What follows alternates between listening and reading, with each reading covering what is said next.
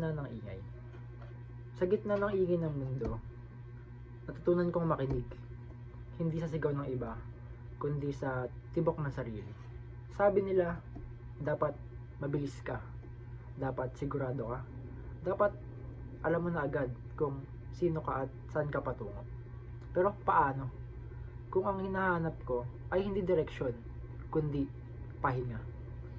Lumaki tayong tinuruan na ang pagkakamali ay kahinaan, na ang pagod ay katamaran, na ang pag-iyak ay dapat itago. Kaya ngumiti tayo, kahit sugatan sa loob. Araw-araw, isinusuot natin ang tapang, kahit mabigat, kahit masikip. At sa bawat hadlang, unti-unti natin nalilimutan kung paano maging totoo.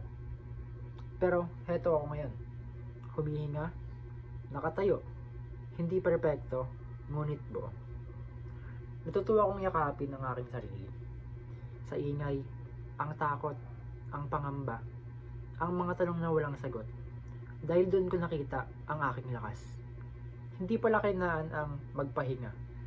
Hindi pala kasalanan ang maligaw. At hindi pala sukatan ng halaga ang bilis ng pag-abot sa pangarap.